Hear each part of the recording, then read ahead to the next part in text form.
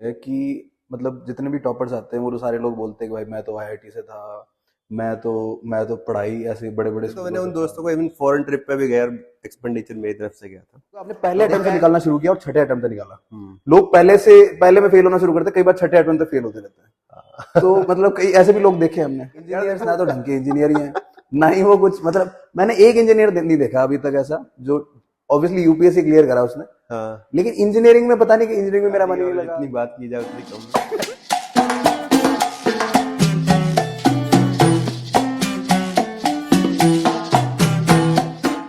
Hello everyone, my name is Vikas Dhayal and today we have with us on our first episode of Honest Confessions by CSE Toppers.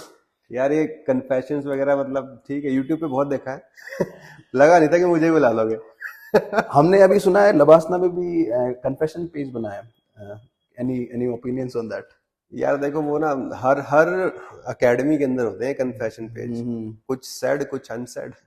चलता रहता मेरे है मेरे मामला। ख्याल से Vikas Ahlawat sir is the best person to basically reveal something disgraceful about about this job because he is not in the job anymore. तो sir पहली चीज आपसे हम शुरू करते हैं। आपने मतलब सबसे बड़ा जो आपका सवाल है रहता है ये सबका, सही से बताया नहीं आपने अभी तक कि क्यों छोड़ दी आईपीएस की नौकरी, आईआरएस की नौकरी, 6 साल लगाए, क्या क्या सीन रहा मतलब?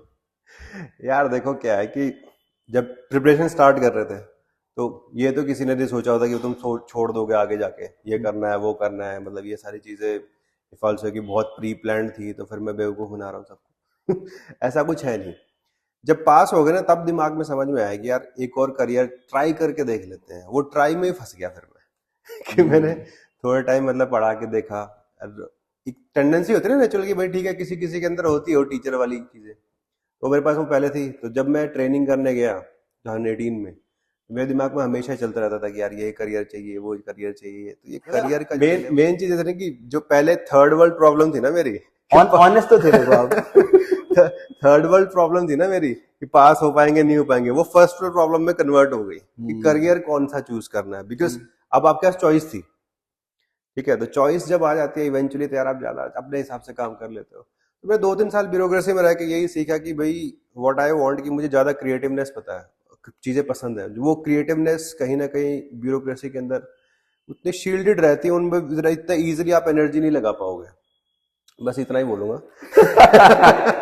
तो nothing disgraceful came out unfortunately, भाई लेकिन ऑनेस्ट रहना है हाँ, ना।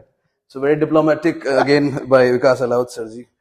तो सर एक बड़ी जरूरी चीज है, आप एक ऐसा एग्जाम्पल है वो जो आप घर पे रहे पूरे टाइम तैयारी के टाइम पे, जबकि हाँ, आपका घर भी दिल्ली के अंदर ही है या दिल्ली दिल्ली से ज्यादा दिल्ली दूर के नहीं, अंदर ही बॉर्डर है। पे मान सकते हैं एक तरह से, हाँ वो मतलब मतलब द्वारका में है आपका। नहीं नहीं नहीं, मतलब रोहिणी साइड है, मतलब अच्छा, आप रोहिणी में पहले रहते मैं हैं? रोहिणी में रहा, मतलब 20 एक साल में वही रहा हूँ।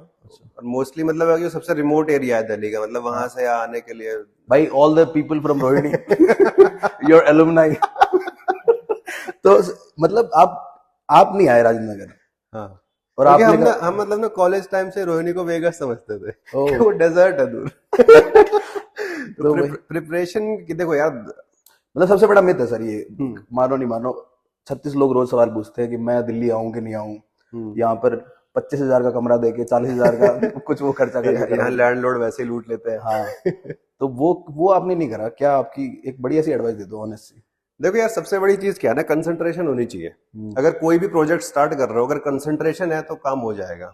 अगर रोज की रोज आपको डाइवर्जन हो रही है एनर्जी, कभी कुछ कभी कुछ कभी कुछ, तो प्रॉब्लम तो आएगी।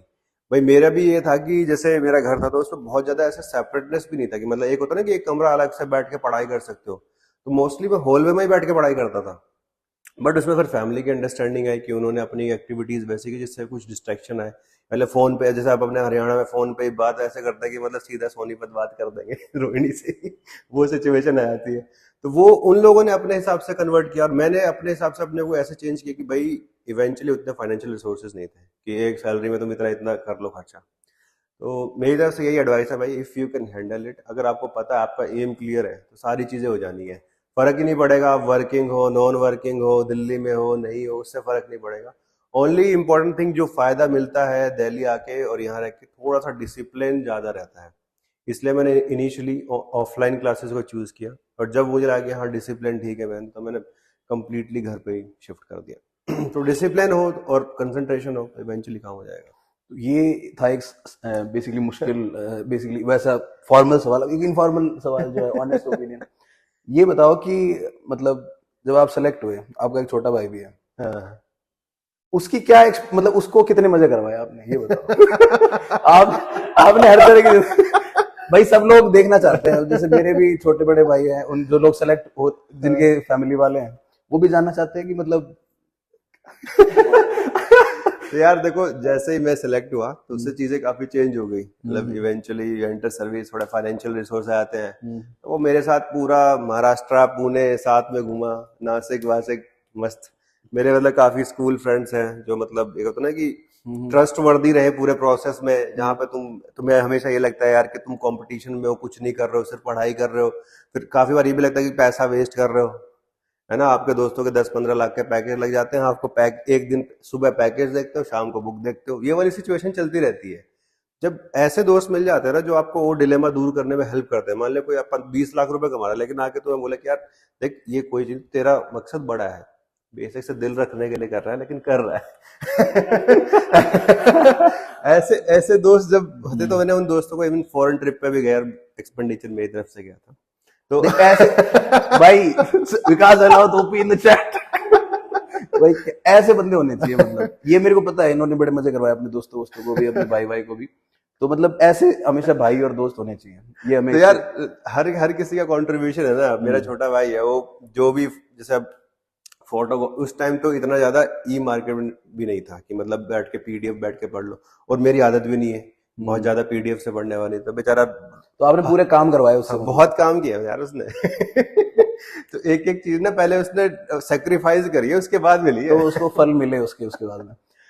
अब एक सवाल जो मेन सवाल है, अब थोड़ी सीरियस बात करते हैं, ऑनेस्ट बात है, तो मतलब एक ऑनेस्ट बात आप बताओ, अपने 6 प्रीलिम्स निकाले, तो क्या ऐसा किया आपने, और कंटिन्यूअसली 130 से ज्यादा आपके मार्क्स रह रहे हैं, तो और लोगों के आ रहे हैं, किसी के 50 आ रहे हैं, किसी के 60 आ रहे हैं, आजकल तो सही में ऐसे आ रहे हैं, बहुत ही अच्छे स्टूडेंट्स के भी, किसी के 80 आ रहे हैं, 90 आ रहे हैं, मतलब 90s के आसपास ज्यादा स्कोर रहता है।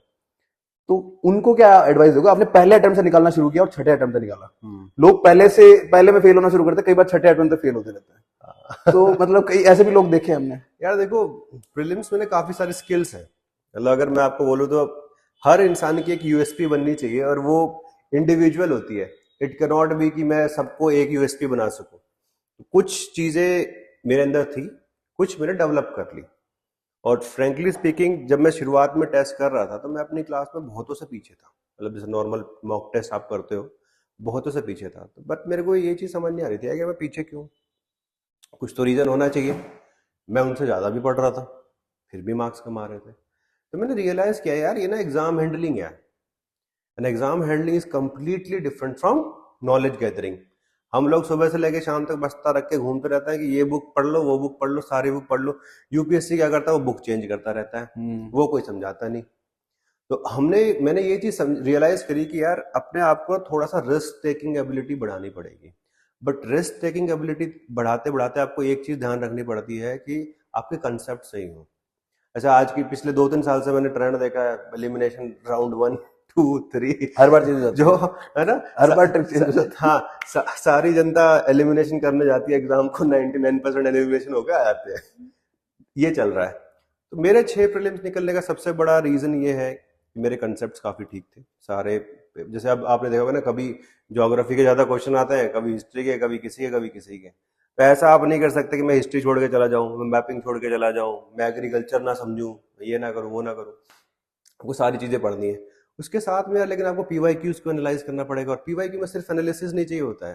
कुछ लोगों को लगता है पीवाईक्यू सॉल्व कर ले काम हो गया। पीवाईक्यू से थीम्स उठाओ, सोर्स आइडेंटिफाई करो, अपना यूएसपी बनाओ कि भाई मैं डिसीजन कैसे लूंगा। अगर मेरे पास लास्ट के 10 मिनट बचे होंगे तो मुझे कौन से क्वेश्चन को प्रायोरिटी देना है। एक जो स्किल जो कोई नहीं सिखाता है इस पूरी मार्केट में, कौन सा क्वेश्चन छोड़ना चाहिए।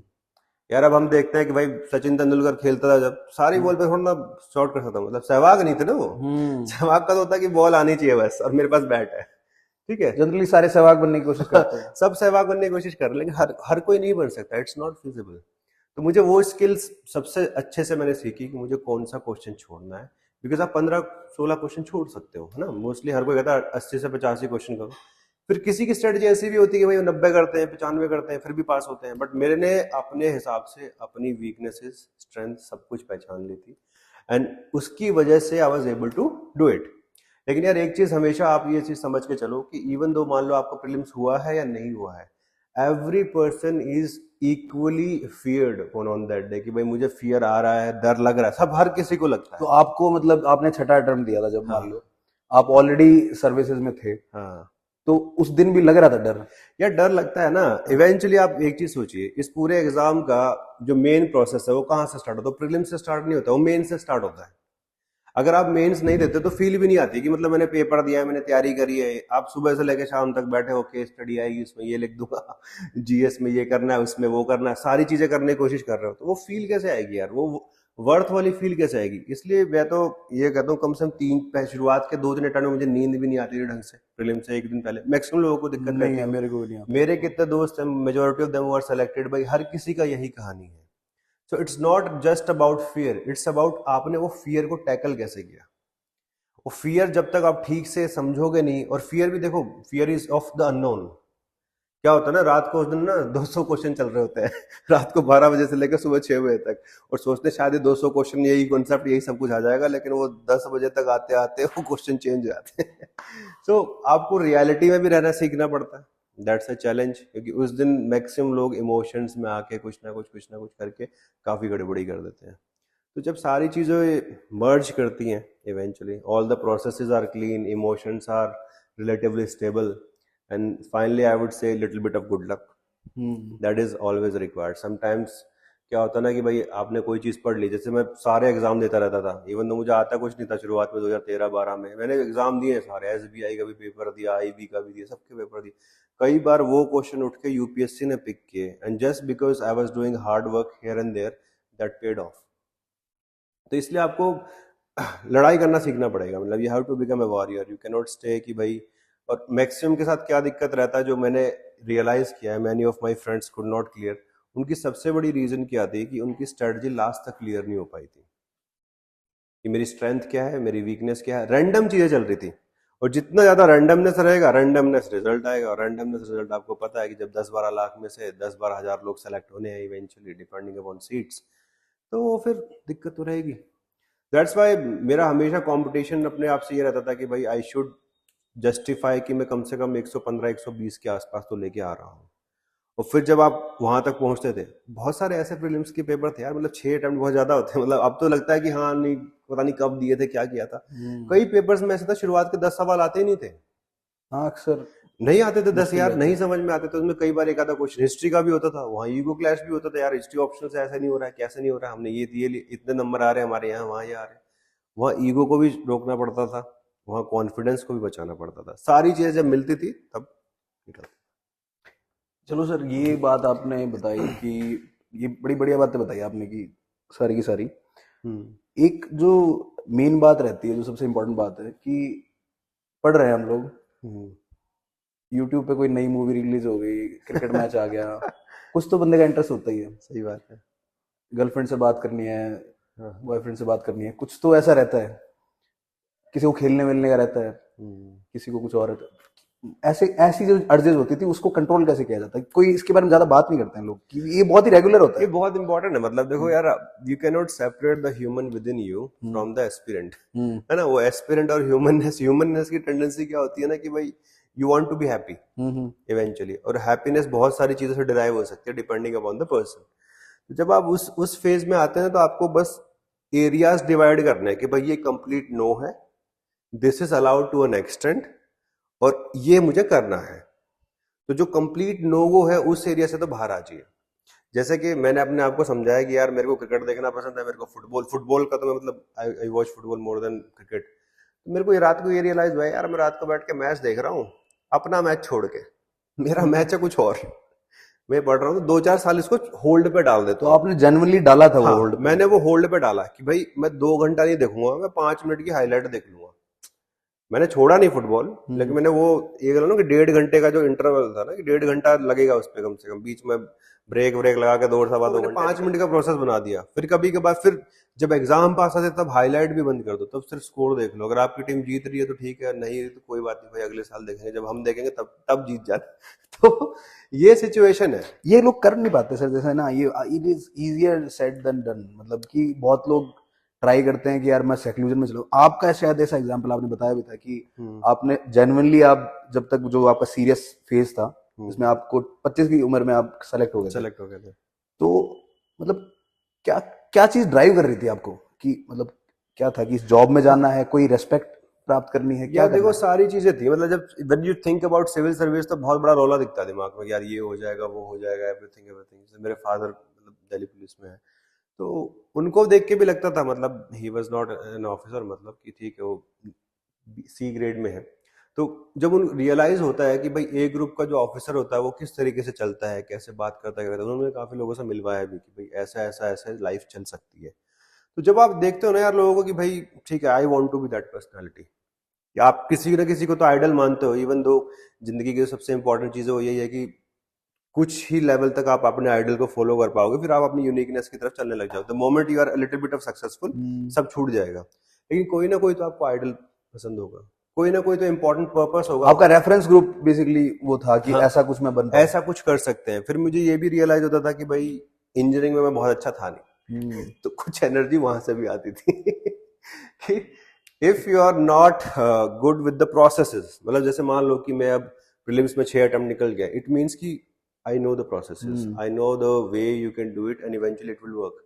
वो चीज मेरे साथ इंजीनियरिंग में नहीं थी, कि इंजीनियरिंग में उतना थिंकिंग माइंड में एंगेज ही नहीं कर पाता था उसके साथ। ये इंजीनियर्स के साथ में क्या दिक्कत है, मतलब कि इंजीनियर्स ना तो ढंग के इंजीनियर ही हैं, ना ही वो कुछ, मतलब मैंने एक इंजीनियर नहीं देखा अभी तक ऐसा जो ऑब्वियसली यूपीएससी क्लियर करा उसने, हाँ। लेकिन इंजीनियरिंग में पता नहीं कि इंजीनियरिंग में मेरा मन ही नहीं लगा, क्या सीन है यार देखो जब स्टार्ट करते हैं ना 12वीं के बाद, किसी को नहीं पता होता। अब मेरा इंटरेस्ट हिस्ट्री में भी था, मेरा इंटरेस्ट बहुत चीजों में था। The person itself is not clear about it, तो उसके पेरेंट्स से कहते हैं नंबर देखते हैं, नंबर देखे साइंस के लिए ठीक है तू पेपर दे ले, वो कोई ना कोई इंजीनियरिंग एग्जाम पास हो गया तो फिर आप वहां चले गए। देखो भीड़ चाल चलती है, अपने गोल्स में अपने करियर में क्लियर होने में बहुत बहुत टाइम लगता है। और मुझे तो अभी भी नहीं समझ अभी भी मुझे तो पास होने के बाद भी समझ नहीं आ रहा कि मतलब अभी भी मैंने एक दिन आपको बोलते हुए सुना था कि पता नहीं यार हो सकता है कि कुछ और भी करने का सोचूं फ्यूचर में। फिर दोबारा इंटरव्यू करेंगे। ट्रैवलिंग कंपनी खोल ली है विकास अलाउद सर ने, मार्स पे जा रहे हैं। अरे यार देखो चलते जाओ, इवेंचुअली देखो अब मेरी लाइफ जिस लेवल पे है, 5 साल पहले मैंने इमेजिन भी नहीं कर पाता था कि ऐसा कुछ हो पाएगा। तो जब थिंग्स उतनी अच्छे ऑर्डर में आ चुकी हैं and I can take decisions in a मतलब manner which is very risky for majority of the people, ठीक है। तो मेरे लिए मेरा रिस्क जो है मोर और लेस एक होता ना कि असेसमेंट का हो चुकी है कि भाई ठीक है, अब परेशान, अब दाल रोटी की दिक्कत नहीं आएगी जिंदगी में, तो you can experiment as a human in life. Academy का एक्सपीरियंस कैसा रहा आपका यार? क्या कुछ ऐसे थोड़ा मजा आता है क्या, या ऐसे ही अंडरवेलमिंग था या ओवरवेलमिंग था, कैसा था? नहीं यार देखो अकेडमी का तो जो मजा है वो अलग ही है। इवेंचुअली सबसे ज्यादा जो आप एंजॉय करते हो पूरे सिविल सर्विस में वो करके आ गए हो आप। वो स्टार्ट अकेडमी से होता है। वहां आपके मतलब आप सोचिए आप पहुंच रहे हो, पहली बार आपको आपके साइन की वैल्यू सिखाई जाती है, करके देखो पूरे दिन साइन करके देखो, यू फील एम्पावर्ड कि हाँ चलो। अच्छा ऐसे कुछ करवाते भी हैं कि साइन? अरे इतने पेजों पे साइन कराएंगे तो आपको ब्यूरोक्रेसी स्टार्ट वहीं से होती है। ठीक है, तो आपको रियलाइज होना शुरू होता है, फिर आपको मोल्ड इस तरीके से जाता है कि that you start respecting yourself. फिर एकदम से जैसे आप यहाँ पे as an aspirant time pass करते, मतलब होता है ना कि पास होने का जैसे चिल जाते हो, वहां पे आपको रियलाइज किया जाता है कि भाई नहीं ऑफिसर लाइक क्वालिटीज भी डेवलप करो, कुछ बन के आओ, सिंसियर बनो, है ना, रात को जगना दिन में सोना ये बंद करो। सब मैक्सिमम लोग यही कर रहे होते हैं डिप्रेशन के टाइम पे। तो एकेडमी का जो सबसे बढ़िया चीज मुझे यही लगी कि भाई it helped you in discovering yourself. वो कहीं ना कहीं आपको मिल जाता है कि हाँ ठीक है, मुझे बहुत सारे आपके शौक जो है ना कि आपको लग रहा है कि भाई यहाँ पे मर गए हैं, वो एकेडमी में जाके वापस आ जाते हैं।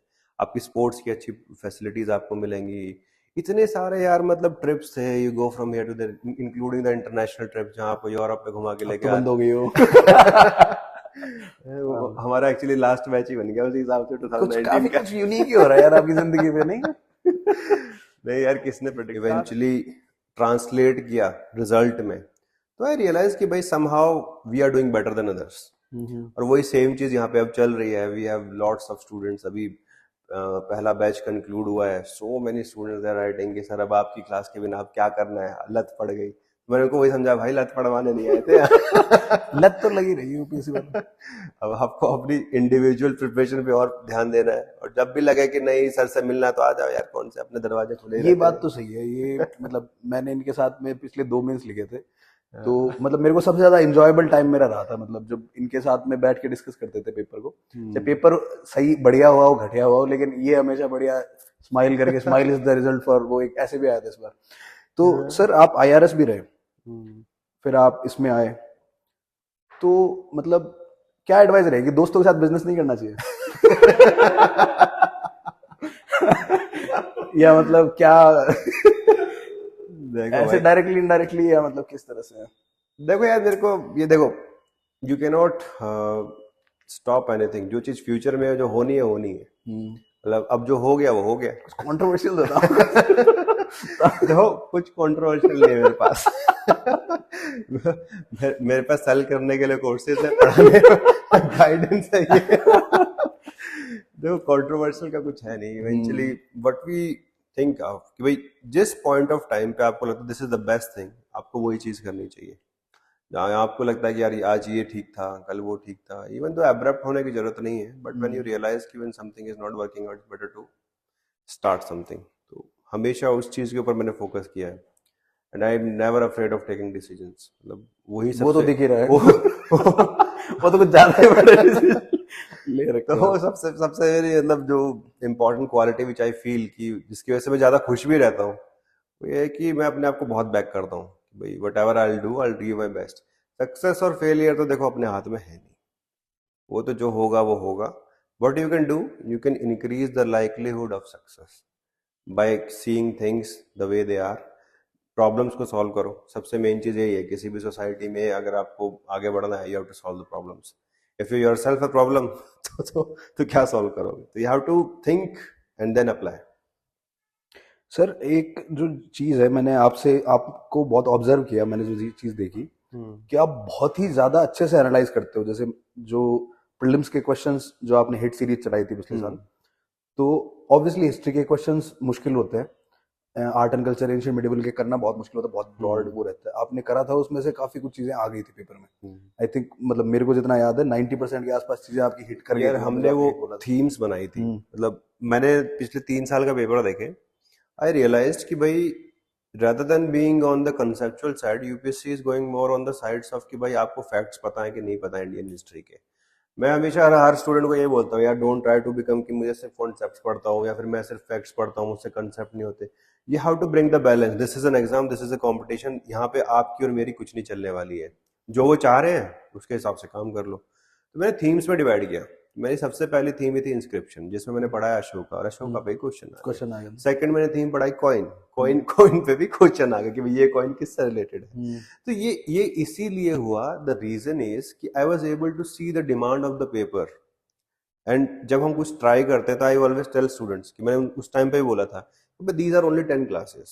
This is going to do value addition, which will help you in the exam. But आप अपना बेसिक जरूर पढ़िए उसके साथ में। आप सर ऐसा कुछ मतलब जैसे आप इस चीज में आए नहीं है, मेरे को नहीं पता मतलब करोगे इस चीज को भी, लेकिन मतलब आपने अभी तक प्रीलिम्स का आपका जो एक्सपीरियंस रहा, आपने इनफॉर्मली बताया हम सब लोगों को। जैसे एक आपने बताई थी बहुत ही जो इम्पोर्टेंट बात थी कि जो प्रीलिम्स के क्वेश्चंस देख के आप प्रेडिक्ट कर सकते हो, जो कि ऑप्शनल में आप क्या करते थे। आपने प्रीलिम्स में भी बहुत ज्यादा बढ़िया प्रेडिक्शन करा है उस चीज का। तो यार प्रिडिक्शन का तरीका क्या है ना कि जब से मैंने एग्जाम स्टार्ट किया ना, तो एक चीज मैंने बहुत अच्छी सीखी है। आइंस्टाइन का एक कोट है ना कि भाई सबसे पहले रूल्स ऑफ द एग्जामिनेशन को समझो and then play better than the others, है ना। तो हम क्या करते हैं जब हम यहाँ स्टार्ट करते हैं, हम मोस्टली डिपेंड करते हैं ऑन वन और the other institute for everything, कि मतलब सारा इंटेलेक्चुअल चीज वहीं से आ जाए। बट जब मैं प्रिपेयर करता आई न्यू कि भाई ये कभी नहीं हो सकता। Individually they are always going to be, किसी को इन्फॉर्मेशन दो भी दोगे तो वो किस तरीके से यूज करेगा वो इंडिविजुअल के ऊपर है। तो मैंने यूपीएससी के सारे पेपर्स, सारी चीजें even I am able to understand the psychology behind their questions कि वो किस तरीके के क्वेश्चन बनाना चाह रहे हैं इन द फ्यूचर। भाई हर बार आपको सीएससी का पेपर नहीं देखना है, आपको सीडीएस भी देखना है, आपको सीएपीएफ भी देखना है। अब जैसे 2020 का ही मुझे एक इवेंट याद है, 2020 में 2 पेपर में ना वोल्गा रिवर आ चुकी थी। ठीक है, तो I told one of the student कि यार देखो ज्योग्राफी में एक ये थीम दिख रही है साफ साफ कि अगर रिवर पे क्वेश्चन आएगा तो वोल्गा वहां मिल सकती है आपको। और ये मेरे को याद है, ये चीजें ना इन्होंने ऑप्शनल में भी बताते थे हाँ और प्रीलिम्स का ऑल्दो इनका होता नहीं था, लेकिन ये साइड बाय साइड बताते रहते थे। और ये पता नहीं क्या चीज करते थे कि एक तो बताते कम थे, मैन ऑफ फ्यू वर्ड्स लेकिन ये चीज थी कि प्रेडिक्शन सही में, मतलब आपने जो एनालिसिस का शायद मेरे ख्याल से वही आपको अलाउ किया कि आप 2 बार इसको क्लियर करके हाँ, पूरे एग्जाम। वो उसका बहुत बड़ा रीजन है। मैं मतलब हर बार देखता हूँ जैसे when you are scoring the highest marks in optional, when you are scoring so much marks in prelims, तो उसमें प्रेडिक्शन का बहुत बड़ा रोल है। और इवन आपके एसेज में भी अच्छे स्कोर रहे थे, ऐसे आपने में कई और लोगों को भी काफी अच्छे, मतलब मेरे काफी फ्रेंड्स थे, मतलब they wanted to improve their services, तो उनको मैंने काफी हेल्प करी। आई स्कोर्ड 152, 2016 में मेरा 152 स्कोर पता है किसी को ये बात पहले ये देखिए 152 लेके आ रखे हैं नंबर। देखो कभी कभार चलो जैसे कि ये क्वेश्चन वाली स्ट्रेटजी है, ये क्वेश्चन वाली स्ट्रेटजी कभी कभार बहुत अच्छे से लग जाती है तो फिर आपका स्कोर एकदम ही इट कम्स ऑन अदर। जैसे सपोज जीएस में किसी के 100 मार्क्स आए तो फिर आपके 125 ही आएंगे। ऐसा मेरे पास 2016 में हुआ था कि भाई पेपर 1 जो था जीएस का, यूपीएससी ने काफी सारे क्वेश्चंस ना, ऐसा नहीं कि मैंने उनको अलग से प्रोडिक्ट किया था। I saw the papers of UPSC. एक क्वेश्चन था कि भाई what are the differences between Subhash Chandra Bose and Mahatma Gandhi on the basis of the strategy they followed for India's freedom movement, कि दोनों ने क्या था सबको पता है ये, बट द रीजन बीइंग ये क्वेश्चन आया हुआ था पहले।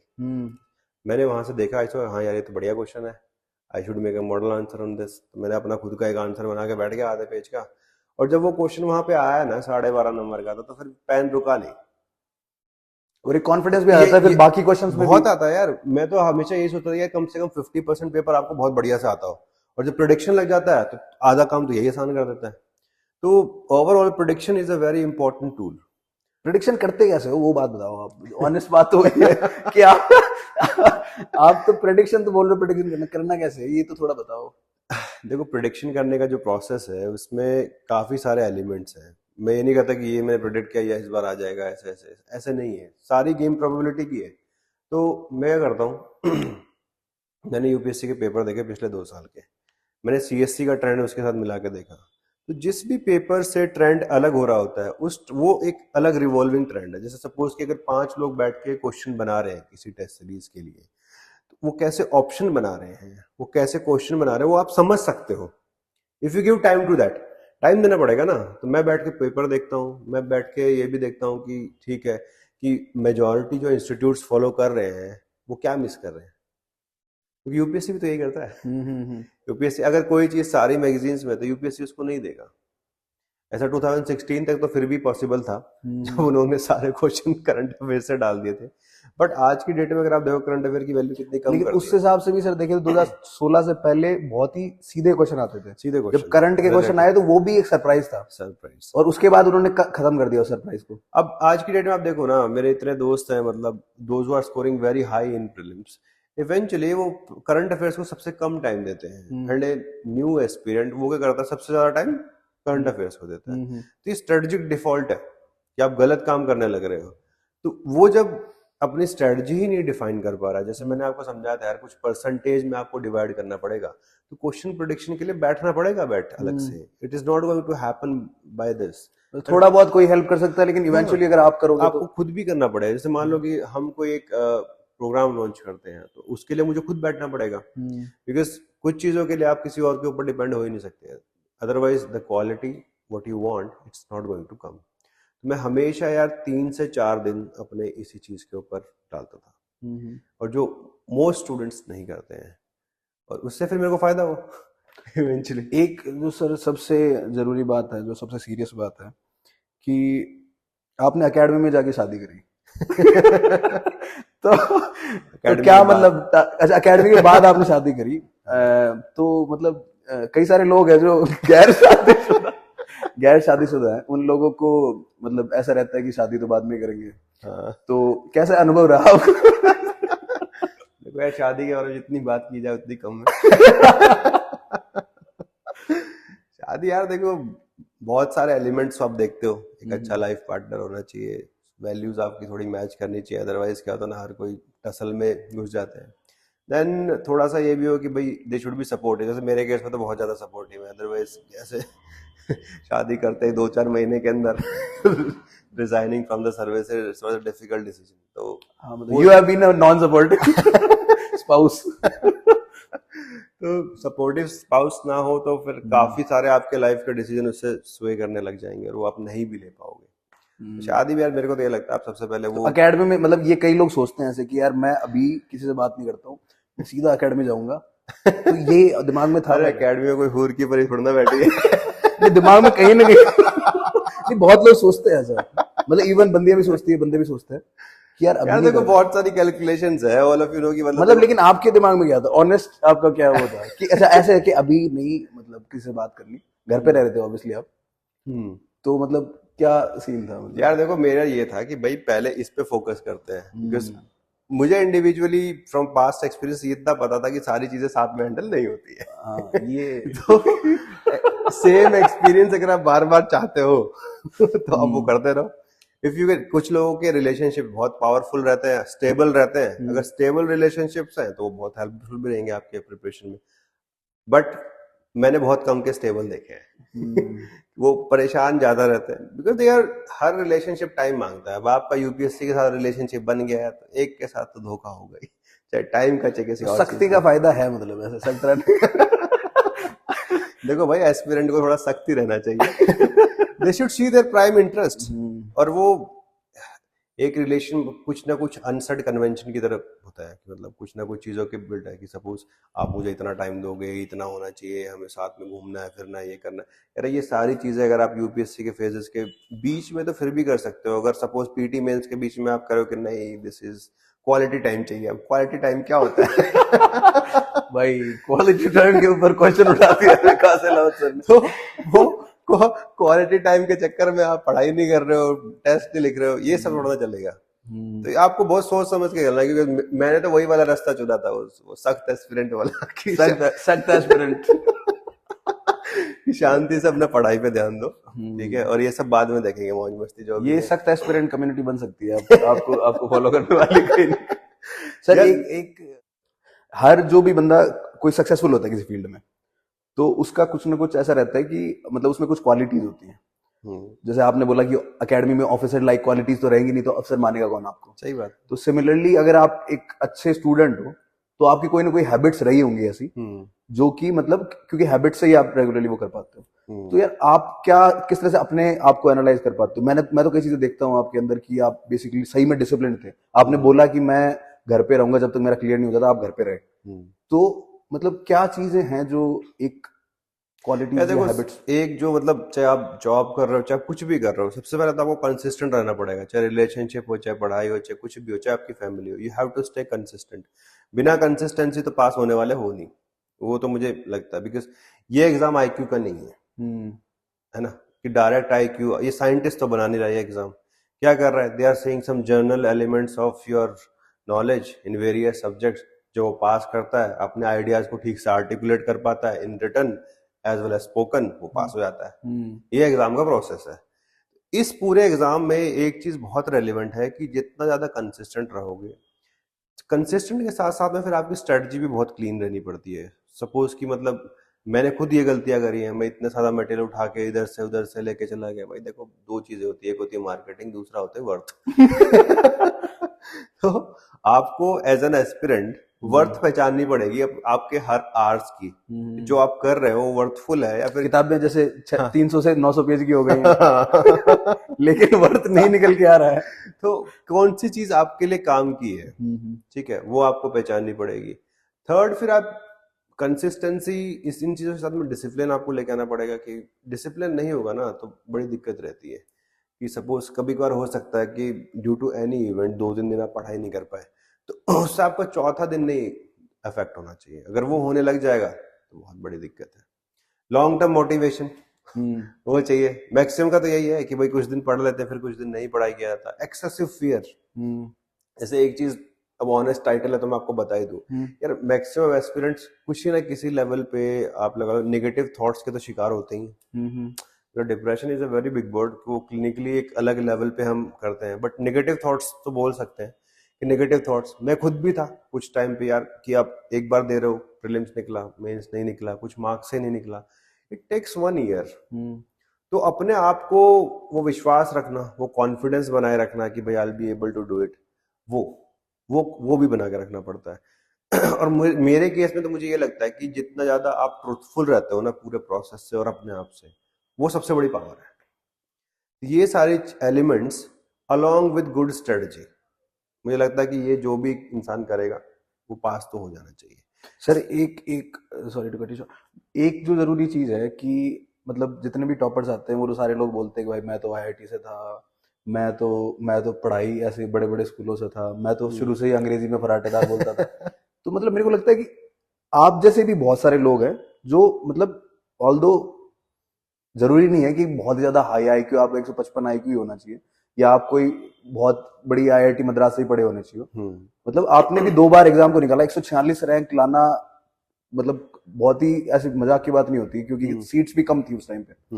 तो और ऊपर से फिर से आपने क्लियर किया, 2 बार आपने क्लियर किया था, 17 में और 18 में आई थिंक। तो मतलब आप वो जर्नी बताओ जिससे लोगों को ऐसा लगे कि अच्छा ऐसे लोग भी कर सकते हैं। यार देखो, अब मेरा क्या था, शुरुआत का जो एजुकेशन था पूरा हिंदी में था 6 क्लास तक। जब मैं दिल्ली में आया 7th में, तो ज्यादा टूटी फूटी हरियाणवी निकलती थी, तो इंग्लिश तो दूर की बात है, हिंदी भी नहीं आती थी ढंग से। तो वो 7th से 10th का जो प्रोसेस था उसमें मतलब धीरे धीरे करके आपको हिंदी भी थोड़ी ठीक हुई आपकी, और इंग्लिश भी ऐसी हुई कि वर्केबल शुरू हुई। 11th 12th में पढ़ाई करी, लेकिन कोई ऐसी कोई बहुत बड़ी यूनिवर्सिटी में अपना सिलेक्शन कुछ नहीं हुआ। उसकी वजह से थोड़ा सा बुरा भी लगता था यार कि शायद वहां, क्योंकि वो एक हवा बन जाती है ना हर जगह की, शर्मा जी के लौंडा निकल गए, आप रह गए। तो 11वीं 12वीं में ऐसे ही चला। तो उसके बाद जो कॉलेज था उसमें भी मैं बहुत ज्यादा ब्राइट नहीं था, मतलब बट ये था कि यार देखो, एक विश्वास था कि आई कैन डू समथिंग। उस चीज ने हमेशा मतलब, कैसे नंबर कैसे आते थे आपके, ये बताओ। अरे यार मतलब फर्स्ट सेमेस्टर तो ऐसा था कि 2-3 में फेल हो गए। ये ऑनेस्ट बात हो गई। Honest opinion. तो 2-3 में फेल हो गए, उसके बाद दूसरे सेमेस्टर में थोड़ा सा चलो कोशिश किया, अटेंडेंस कम, फिर पता ही है प्रोफेसर्स वगैरह क्या कहते हैं। एक ने मुझे बोला कि भाई आप पेपर देने मत आना, मैं सही में नहीं गया। तो उन्होंने उस दिन फोन कर दिया जिस दिन पेपर था, उन्होंने कहा कि यार हाँ आप पेपर देने क्यों आए। मैंने कहा सर मैं तो आपकी बात सारी सीरियसली लेता हूँ। तो भाई उस दिन मैंने सीखा कि भाई चलो ठीक है, थोड़ा अपने आप को सुधारना पड़ेगा। तो देखो, जो पहले कॉलेज भी ना 2 फेजेस में था। फर्स्ट 2 years वर लाइक कि चलो एक टीनेजर से बीइंग एक मेंटेलिटी की तरफ, एक सिर्फ मेंटेलिटी पे काम हो रहा था कहीं ना कहीं, जहाँ पे बदमाशियां भी कर रहे हो, जहाँ पे मस्ती भी कर रहे हो, बट साथ साथ में ये भी रियलाइज कर रहे हो कि this is not the end. ये कर रहे हो बिकॉज इस एज में हर कोई जस्टिफाई कर लेता है इस चीज को, फ्यूचर में नहीं कर पाओगे। अभी करोगे तो सही नहीं लगेगा। हाँ, वही वाली सिचुएशन है। तो वो 3rd year तक मेरे को ये समझ में आ गया कि भाई I am not going to make anything big in this sector. मतलब अपने आप में क्लैरिटी होना ना, वो भी अच्छी चीज लगती है। जैसे मुझे एक जिम कैरी की चीज बहुत अच्छी लगती है, losing all hope is liberating. तो मैंने वो इंजीनियरिंग वाला जो पूरा होप था ना, वो खो दिया था। तो ये भी अच्छा है कि ज्यादा बढ़िया स्टूडेंट रहो तो फिर वो हो जाता है कि पीएचडी। हाँ मतलब फिर वो 4 चीजों में घुस के रह जाओ ना कि हाँ ठीक है, मुझे साथ में मैं जॉब कर लूंगा माइक्रोसॉफ्ट में भी, ये भी कर लूंगा, वो भी कर लूंगा, ये भी कर लूंगा। मेरे को वो क्लैरिटी हो गई थी कि ये नहीं हो पाएगा, तो I have to try something else, जहां मुझे इनिशियली फील भी हो कि आई एम प्रोडक्टिव, जहां मुझे फील करे कि मेरा दिमाग यूज हो रहा है, सही तरीके से हो रहा है। तो वो चीज़ जब रियलाइज हो गई, तो कहीं ना कहीं थोड़ा बहुत करियर काउंसलिंग वाउंसलिंग वाला लोगों से मिलजुल के सोच समझ के, बिकॉज यार देखो जैसे मेरा कॉलेज आईपी यूनिवर्सिटी से है, तो वहाँ बिल्कुल भी माहौल नहीं होता है। मतलब बहुत लोग कहेंगे कि हमारे कॉलेज में माहौल नहीं है, मेरे दोस्त नहीं कर, भाई मेरा तो कोई भी दोस्त नहीं था जिसको सिविल सर्विस करना था। Everybody is either now well placed in one of the other good company, या फिर उन्होंने बाहर चले गए।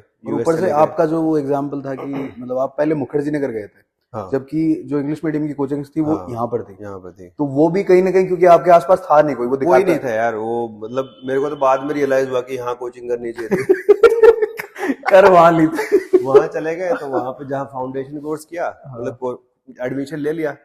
अब कभी क्लास हो रही है, कभी नहीं हो रही है, नोट्स ही नहीं आ रहे हैं, कभी ये, मैं रोज लड़ाई करता था उनसे कि यार पढ़ाओगे नहीं पढ़ाओगे, क्या करना है क्या नहीं करना है। फिर मैंने यार कि यार अब जो हो गया, अब nothing can be done, because बहुत बार मैंने देखा है एक्सपीरियंस में, यार देखो बहुत बार गलतियां हो जाएंगी कि ये गलत हो गया, वो गलत हो गया, but don't stick to that. मतलब बेचारे बनने में ना जिंदगी कुछ नहीं देती, ये तो आपने भी देखा होगा। कहीं ना कहीं तो आपको स्टैंड लेना होता है, चलो ठीक है कि if something wrong has been done I will correct it, मैं मेहनत करके चेंज कर लूंगा। तो मैंने वही रियलाइज किया भाई खुद से पढ़ लेते हैं, बाद में देखेंगे, क्योंकि ज्यादा पैसा इतना भी नहीं था कि बार बार कोचिंग में जा सके, उतना था ही नहीं सिचुएशन। तो फिर बहुत गलतियां भी करी प्रिपरेशन में। शुरुआत में वही वाला कि 6 महीने तक न्यूज़पेपर पढ़ने बैठ जाते हो लाल पीले कलर करके। द हिंदू वाले भी सोच रहे होते हैं हमारे न्यूज़पेपर क्या कर रहे हैं। सारे किसी ने बोला द हिंदू पढ़ो, द हिंदू की अंग्रेजी समझना है, डिक्शनरी साथ लेके बैठे हुए, फिर डिफरेंट डिक्शनरी ढूंढना, सारी चीज करी मतलब फिर ये देख रहे कि दुनिया की सबसे अच्छी डिक्शनरी कौन है जिससे द हिंदू के आंसर समझना। ये करा है हमने भी करा। Very relatable. फिर एक बहुत ही मस्त चीज हुई कि मैं 6 महीने तक ना, मेरे को किसी ने बताया कि यार कटिंग करके रख लेनी चाहिए, लास्ट में रिवीजन बहुत बढ़िया हो वो भी जाता करा सुबह शाम सुबह शाम मैंने कैचिया चलाई है, ठीक है। तो वो ना बड़ा न्यूज़पेपर में इंस्टा स्टोरी डाल सकते हैं। एक तरफ कटा हुआ न्यूज़पेपर और एक तरफ बेचारा उसका जो मैंने आधे ऑर्गन से निकाल दिए, बताओ। तो सर्जिकल स्ट्राइक हो गई वो भी था सर। आजकल तो थोड़ा डिजिटल हो गया, लेकिन एक थोड़े 2 साल 3 साल पहले शायद ऐसा था कि लोग एक अलग सा बक्सा रख के उसमें न्यूज़पेपर डालते रहते थे कि वापस पढ़ूंगा। तो मेरा क्या हुआ कि मैंने, तो मुझे लगाया थोड़ा ना गिल्ट आने लग गया, तो मैंने एक नई कॉपी ले ली, उसमें चिपकाने लग गया। फिर ऐसी 3 कॉपी हो गई। तो यार समझ नहीं आया लास्ट तक करना क्या है। फिर एक दिन मेरी मम्मी वाला जैसे हरियाणा में आके बोले कि बेटा एक साथ बेचेगा या अलग अलग करके बेचेगा। ये कि रद्दी वाला आया हुआ है। क्योंकि आपका होता है ना कि मतलब जब आप सिविल सर्विस में पढ़ाई शुरू कर देते हो ना, तो आप अपने स्पेस को ना सेक्रेट बना देते हो, इसको कोई नहीं, उसको टच नहीं करेगा, मम्मी टच नहीं करेगी, पापा टच, सीक्रेट। लेकिन उनको डंग दिख गया था और कई बार तो इतना ज्यादा तो आप भी टच नहीं कर पाते, तो उनको मेरी इनडिसिसिवनेस दिख गई थी। अलग अलग बेचनी है कि बेटा एक बार। किसी दिन कह रहा है कि अच्छा एक काम करो भेज दो, फिर जाके रोकता नहीं, रुक जाओ, पता चले दोबारा पढ़ लूं, मैं मारो शायद दोबारा पढ़ लूं। फिर एक हफ्ते बाद फिर से देखा, कई बार तो ऐसा भी लगता है कि इनको जब मैं सेलेक्ट हो जाऊंगा तो नोट्स बना के बेचूंगा। वो तेरा है। तो सर हमने इतनी देर तक बातें करी कि हमारा कैमरा भी खत्म, हमारा फोन भी बंद हो गया। तो अंत में एक दो चीजों के साथ हम करते हैं कि आपका पहला तो एक्सपीरियंस कैसा रहा honest confessions by CSE toppers? यार इसके बाद लोग देखना छोड़ देंगे। मेरे को या आपको? मैं तुझे छोड़ देंगे तो ज्यादा अच्छा है। तो मतलब मेरे ख्याल से काफी बढ़िया लगा है आपको, है ना? मेरे को पता नहीं सर, ऐसे बोलते हैं ये लोग कमेंट्स में कि मैं बड़ा रूड हूँ, मतलब क्या आपको ऐसा लगता है? ये नहीं यार, बिल्कुल। थोड़ा सा और ऊपर करके देखा कर। बिल्कुल फ्रैंक हो जाएगा, घमंड में रहता है और फ्रैंक हो जाएगा। मैं भाई बहुत ऑनेस्ट आदमी हूँ, बहुत ही हम्बल इंसान हूँ। दिख रहा है इस कैमरे में देख के जब सारी जनता बोलती थी, एक बार बोल दो कि लाइक शेयर सब्सक्राइब, अगर अच्छा लगा आपको तो भाई लाइक करिए, शेयर करिए, सब्सक्राइब करिए। विकास दयाल का चैनल है, ठीक है? विकास दायल का एक ही बात है, दायल। अब तो इस पे भी ईगो यही तो होती है। इतना ऑनेस्ट क्वेश्चन पूछने के लिए। चलो, thank you so much everybody. This was Vikas Dayal with Vikas Ahlawat, and this was the first episode of Honest Confessions by CSE Topper. Thank you so much.